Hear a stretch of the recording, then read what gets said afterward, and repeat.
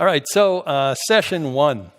So in session one, we begin by introducing the participants to one another, and then we introduce self-compassion. The foundation for self-compassion and compassion training in general is a sense of safety. However, compassion training is emotionally activating. Most people consider it more emotionally activating than mindfulness practice. There's a saying, love reveals everything unlike itself. Very common when people start to give themselves love, they feel the opposite. And then they think, oh, I'm not doing this right, So we focus in the first half of the first session a lot on safety, particularly on opening and closing. In other words, just as the lungs are always opening and closing, so is our emotional heart always opening and closing. And when people come to a program like this, they need to be given permission, in fact, even instructed to close when they need to close. So we use the word closing a lot. Close if you need to. We ask people to take responsibility for their emotional safety, but we also help them with their emotional safety. So there are three general kind of, you might say, rings of safety, or ways of monitoring safety. There's safety itself, then there's a challenge domain, and then there's an overwhelm domain. We always encourage people, when you feel overwhelmed, to move towards safety, and we show them how to do that. And then after the break, we begin to talk about what is self-compassion. And the way we begin to teach this is asking people, and I'll ask you now, when you have a friend, a dear friend who is suffering, who has failed, who feels inadequate, how do you relate to them? In other words, what is your attitude? What's your posture? What's the tone of your voice? What do you do? How do you feel when a dear friend is suffering? All right, so you're getting a feel for that. And now, imagine you are suffering, you have failed, you feel inadequate, like you didn't get that job promotion you wanted, or you got a bad diagnosis at the doctor. What goes on for you? Right? Big difference. So the research shows, Kristen's research shows, that people are much more compassionate toward others than they are toward themselves.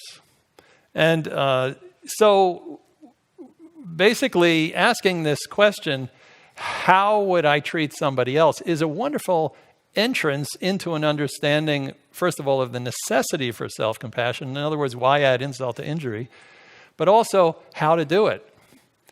If ever anybody in this room is saying, I want to be more self-compassionate right now, something's really bad happened, I want to be more self-compassionate, how do I do it? Just ask yourself, if I had a dear friend who was in exactly this situation, what would I say? What would I do? What would my attitude be? And then do that for yourself, or at least begin to do it for yourself. So the informal definition of self-compassion is really treating ourselves with the same kindness and understanding as we would treat a dear friend when things go wrong. There's also the formal definition, which many of you are probably aware of. This is Kristen's definition. The three components. One is self-kindness. The other is common humanity. And another is mindfulness. The opposite of those are self-criticism, a sense of isolation, and kind of rumination. Michelle Becker very beautifully summarized self-compassion, if you want to kind of know what it's like. She calls it loving, connected presence. Loving, connected presence. So we don't have to be technical about this, right? But what's interesting is that most of us, when we think about compassion, we think about nurturing. We think about, nurturing. But is it any less compassionate for a firefighter to, go into a burning building and save somebody? It's different. There's a quality of acting in the world with care. So Kristen and I like to talk about the yin and the yang of self-compassion. So the yin is comforting and soothing and validating, and the yang is protecting, providing, and motivating. So, for example, in the self-compassion area, if you are in a burning building and you think self-compassion is all about self-nurturance, you're not going to sit there and say, "Oh, poor me, the building's burning." You want to get out. That's the way to be self-compassionate. Okay? So,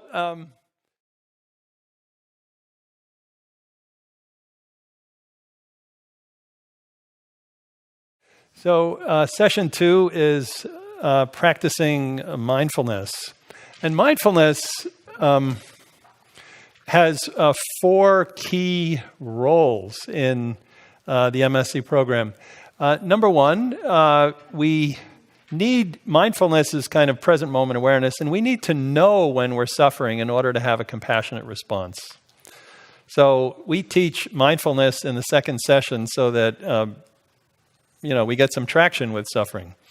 Number 2, since self-compassion is emotionally activating, we need to have a way of grounding ourselves in the present moment. And a lot of the mindfulness practice that we do in the MSc program is of that nature. Anchoring in the feet, anchoring in the breath, anchoring in sights and sounds in order to create space for self-compassion practice. Number 3, this program is a lot about managing difficult emotions, emotion regulation. And so, excuse me, when difficult emotions arise, if they don't pass naturally on their own, then we encourage people to practice mindfulness, particularly naming the emotion and finding the emotion in the body, and then relating compassionately to that part of the body that's holding the emotion. And that's a very powerful way of regulating difficult emotions. And finally, mindfulness, moment-to-moment awareness, is also known as spacious awareness. And actually, in traditional Buddhist psychology, mindfulness has even more to do with equanimity. And we really need equanimity in order to practice self-compassion. Equanimity is also a foundation for wisdom. So we look at mindfulness as a way of sort of creating a frame, kind of a balanced awareness, so that we don't get either swept up in difficult emotions that arise when we practice compassion, or with giddiness from all the joy that naturally arises with compassion. And also there are what we like to say is that self-compassion and mindfulness are BFF, best friends forever. Kristen says that they're kind of like two people doing a beautiful dance together. And also, when mindfulness is in full bloom, it usually brings along qualities of compassion. Usually there's a ton of compassion in it. And when compassion is in full bloom, there's usually a lot of mindfulness. In other words, you're aware of what's going on. But mostly our compassion or our mindfulness is not in full bloom. So then we need to explicitly perhaps add something. And therefore, it's good to know kind of what these different practices do. So we like to say that mindfulness focuses primarily on acceptance of moment-to-moment experience. This feeling, this thought, this sensation. Compassion focuses on the experiencer. So one is loving awareness of experience, the other is loving awareness of the experiencer. Mindfulness asks, what am I experiencing right now? And compassion asks, this is a different question, what do I need right now? Mindfulness says, feel your suffering in spacious awareness. And compassion says, be kind to yourself when you suffer. So compassion is really quite personal. It's about one entity to another. You can't have compassion for anger. You can only have compassion for a person who feels anger. It's very personal. And sometimes, like with my public speaking anxiety problem, what I realize is sometimes, and which had a lot of shame in it, I realized that sometimes you have to hold yourself before you can hold your experience. And so particularly when we're caught in intense and difficult emotions, we need self-compassion in order to be mindful. And also, mindfulness is very closely associated with what we call the central paradox of self-compassion. And that is, when we suffer, we practice not to feel better, but because we feel bad. This is a paradox. And this is a paradox that you can know and you can tell yourself over and over again, but you will still slip into practicing in order to feel better. And if you practice in order to feel better, it's probably a subtle form of resistance. In other words, we're trying to manipulate how we feel moment to moment, and what we resist persists. In fact, what we resist kind of amplifies. So what we're really inviting people to do over time, and this is what we teach throughout the whole self-compassion program. This is one of the kind of keys to the MSc program, is imagine that you, for example, have a child with the flu. And this is, every kid at school has the flu, and it's a 5-day flu, and your kid has just come back, and this is day 1. And so your child is lying in bed, oh, mommy, oh, daddy, I feel so bad. And you're kind to the child, right? You naturally try to help the child, do something for the child. Now, you don't have a thought in your back of your mind, oh, I'm going to be nice to this kid so that my kid kind of has a 2-day flu when everybody has a 5-day flu. No, you do it naturally. Your heart opens because the child is suffering. Okay? Now, all of us have the flu. It's actually a lifelong flu. It's called human suffering. We all struggle. But when we struggle, we get into this kind of strategic thing. We say, oh, what I should do is I should fix it like this, and I should do that, and I should do this and that. What would happen if, when we are suffering, our hearts melt in the heat of suffering as they would toward a child with the flu?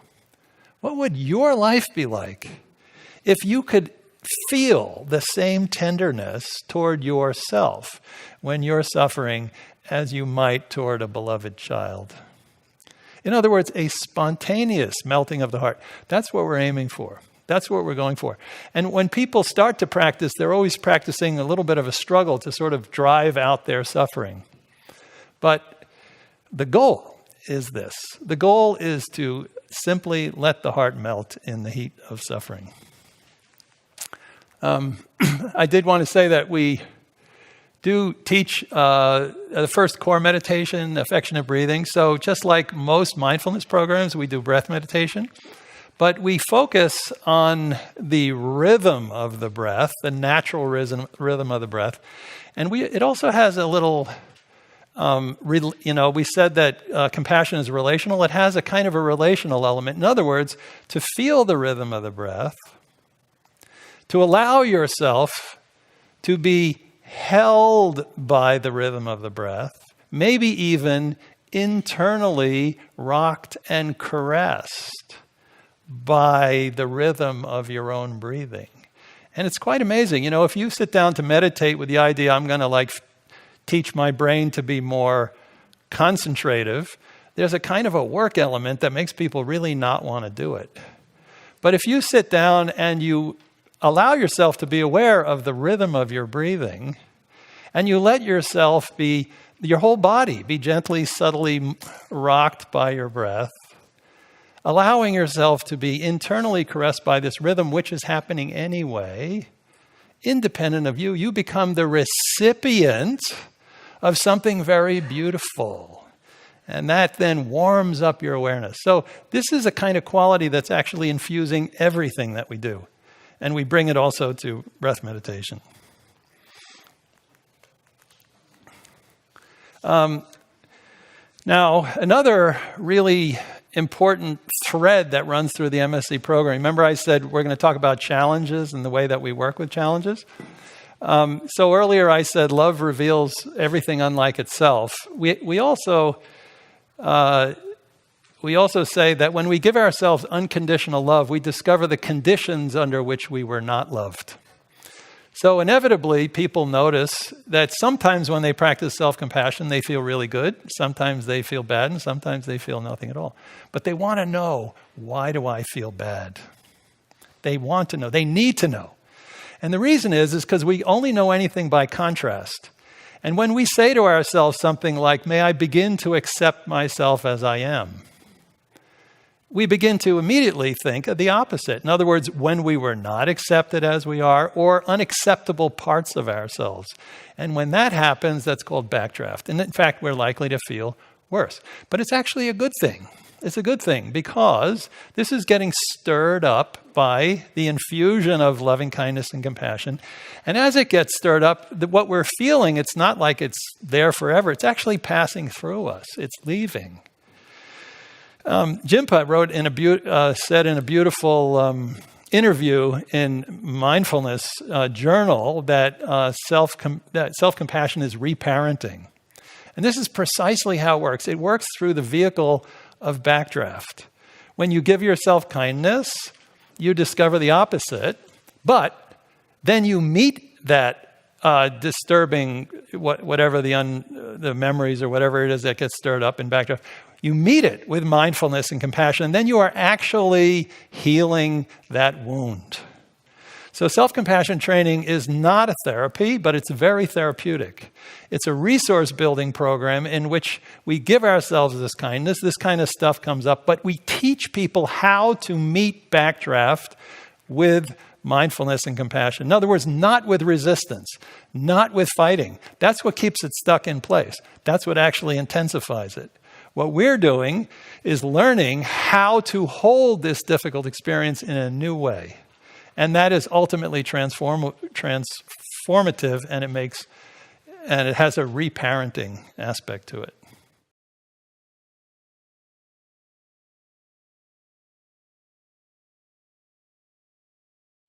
Session 3. I'm going to go really quickly through these because I want to give you a chance to ask some questions or make some comments, and then we're going to do a meditation. So we teach loving kindness meditation in session 3. And in particular, in session 3, and in particular, we learn to find our own phrases because language is very context dependent and it's very different for each person.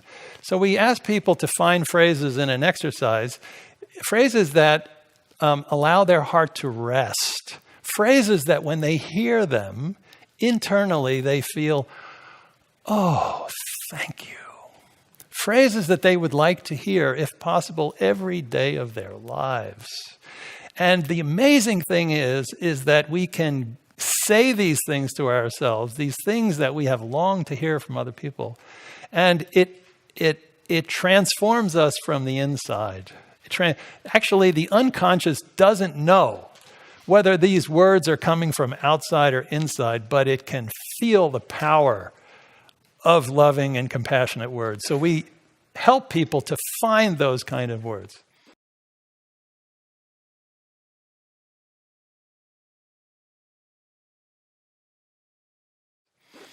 And then we broaden in session 4 that conversation to that basic intention, that goodwill, right? Loving kindness meditation is goodwill training, not good feeling training. It's goodwill training. Sometimes we feel good, sometimes bad, sometimes nothing.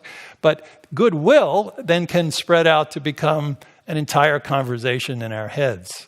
And we have all different kinds of voices in our heads. We have critical voices, we have loving voices. And what we learn to do is to relate to the critical voice in a new way.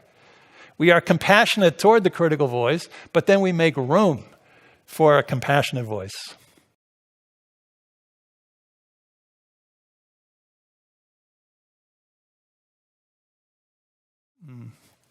Session 5 is what we call living deeply. There are 2 parts to session 5. One is exploration of core values. In other words, we can't be compassionate with ourselves unless we know what we really value. Core values are similar to basic needs. Needs, however, are more about survival. Values are more about meaning. But we need to know what we need and what we value in order to be compassionate with ourselves. And how we suffer also depends on our values, In other words, if we value something that's not manifesting, we're going to suffer more than if we don't. And we also, in session 5, this is a bit of a breather session, we also teach compassionate listening. People who have practiced mindful communication, it's quite similar, but it's a little different. It focuses very much on listening from the neck down, which happens in mindfulness. But what we also do is we give techniques for staying in a compassionate conversation when it is emotionally disturbing. And in particular, there's a meditation called Giving and Receiving Compassion, which we will practice when this talk is over. That little 15-minute meditation practice, we'll practice giving and receiving compassion. And then we have a 4-hour retreat. That's usually an opportunity to deepen our practice. We teach some new things. We teach compassionate body scan, which is basically learning not just to be aware of our body, but to befriend the body in a very profound way. In other words, literally to offer kindness to parts of the body. So it's integrating explicitly this quality of warmth into and tenderness and appreciation for various parts of the body. We have an exercise called compassionate walking, where we kind of take our compassion on the road, and you can also do this between here and the dining room or whatever, but we don't have time to teach it, sorry. A variety of new practices, mostly regular ones, mostly the ones we've taught already.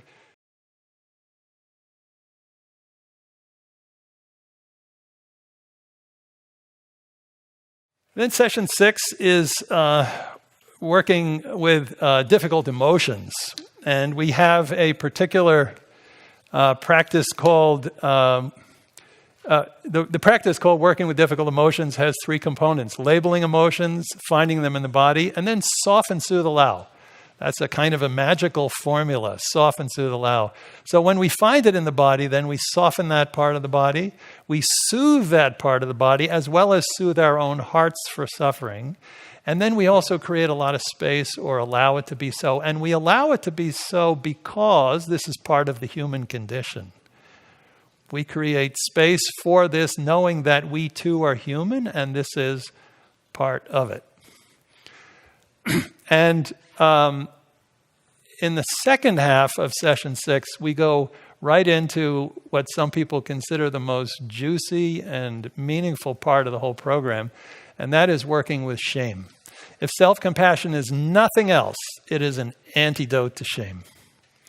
There are different ways of getting self-worth. One is through social approval, and the other is through the kindness that we can offer ourselves when we struggle. Shame is a social emotion. Shame means I'm imagining that you are imagining something bad about me. But if you don't care so much what other people think about you because you have this inner mechanism, in other words, you're being held by yourself as if by a dear friend. If you can nourish yourself and hold yourself, and then you're not so dependent on how other people think. And that's how it's an antidote to shame. And we do a very interesting thing. We talk about shame through the eyes of compassion. So there are some more paradoxes. Shame feels blameworthy, but it's actually innocent. Shame feels isolating, but it connects us to the rest of humanity. It's a universal emotion. Shame feels permanent, but it's actually a temporary state that only reflects a part of who we are.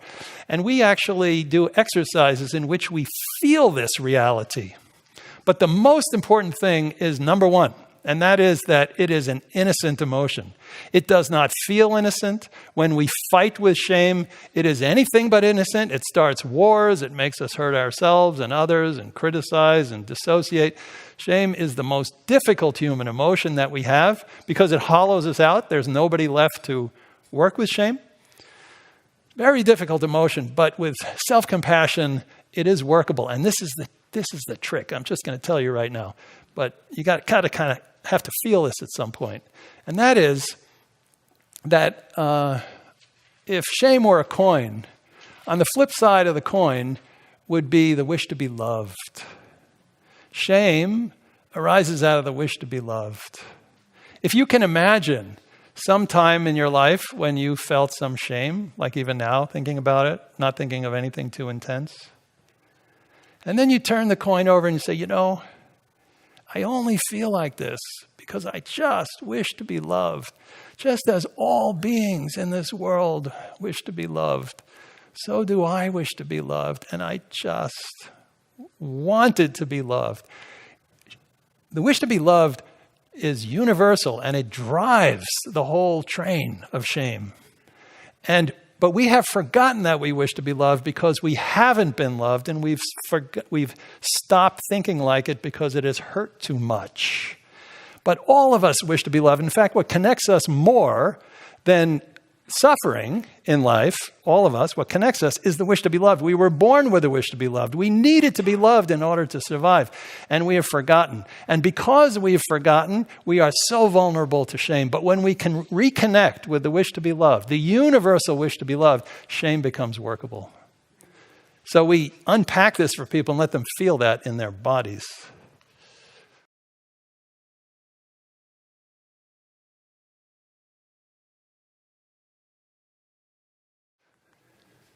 And then session 7, exploring challenging relationships. So what we like to do, this is really important, we like to identify different kinds of suffering and then learn to meet those kinds of suffering with mindfulness and compassion. But we're not trying to solve problems. We're not trying to improve relationships. We're not trying to fix negative emotions. We're just meeting these things with mindfulness and compassion and then see what happens. Because if we try to do that up front, then we are not working with this central paradox. In other words, when we suffer, we're practicing in order to, feel better rather than simply because we're suffering. So we're learning to be with our experience. So in session 7, people usually have the strength to begin to approach those areas of our lives where we suffer the most, which is relationships. And there are two kinds of suffering in relationships. One is the pain of disconnection, when we feel betrayed or we have a loss or something. And the other is the pain of connection. And that is when we have empathy for somebody who's suffering. It's just like our own. So we actually explore very much the difference between empathy fatigue and compassion fatigue. And we also offer a very interesting exercise. This giving and receiving compassion practice, we add equanimity. Jinpa was talking about the immeasurables, the Brahma Viharas last night. We actually include all the Brahma Viharas in this program, but not explicitly. We weave them in. We start with loving kindness, then we go to compassion, and then we learn to train people in savoring and joy. And now at the end of the program, we teach equanimity. Equanimity particularly as a way of maintaining stability in an intense caregiving relationship. So I'm just going to tell you the equanimity phrases that we use, okay? So think of a difficult person, a person you're caring for right now that's kind of wearing you out. Or any living being. You could have a dog who is really struggling and it's breaking your heart and it's kind of wearing you out. And you wish it weren't so. Can you think of somebody?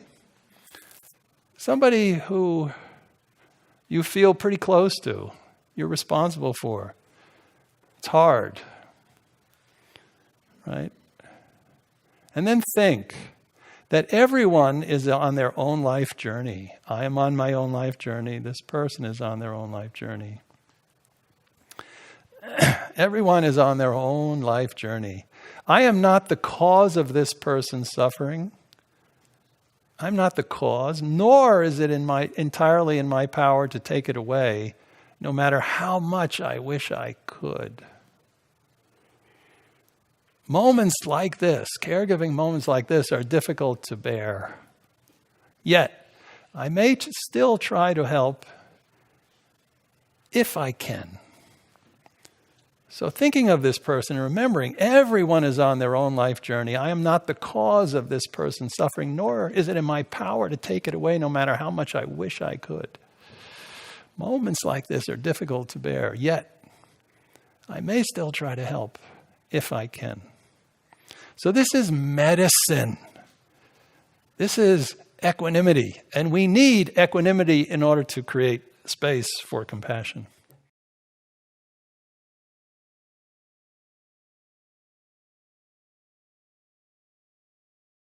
And then finally, session 8 is embracing it. Is embracing our lives. We like to send people out on a positive note. Throughout this whole program, we've been focusing on suffering and meeting it with love. Loving kindness is the wish that all beings be happy. Compassion is the wish that all beings be free from suffering. So we've been actually touching suffering and meeting it with love. And then at the end, what we know, by the way, is that in order to sustain this practice of compassion, we also have to cheer ourselves up. We need joy. We have to cheer ourselves up. So these are 3 key ways that we teach in the MSc program to keep people buoyant, And the fact of the matter is that there's so much good in life that we often overlook. Because we have a negativity bias, we say, okay, right, and then we go back to thinking about our problems. That's called the default mode network. But in order to actually see things accurately, we need to correct the default mode network. We need to actually encourage ourselves to recognize positive things in our lives, to linger with them as long as they're with us, and also to let them go. So we savor. We practice gratitude. Gratitude we introduce as a wisdom practice. Wisdom means to see the complexity of a situation as well as to find our way through. Wisdom is about seeing interdependence. When we practice gratitude, we are actually seeing all the many factors in our lives that allow each moment to arise, and we're doing it with appreciation. Somebody once said, what is the texture of wisdom? Wisdom's such an abstract thing. What is the texture of wisdom? The texture of wisdom is gratitude. This is not a minor practice. This is a profound practice. So we teach savoring, gratitude, and self-appreciation in order to appreciate the good things about ourselves, which we need to do in order to be affirmative in this world. We need to be able to see how our good qualities emerged out of this network of interconnected events and people in our lives, i.e. gratitude, and we need to be able to savor. So that's session 8. So I'd like to stop here, and we have a couple books coming out. I mentioned that, and more information there. But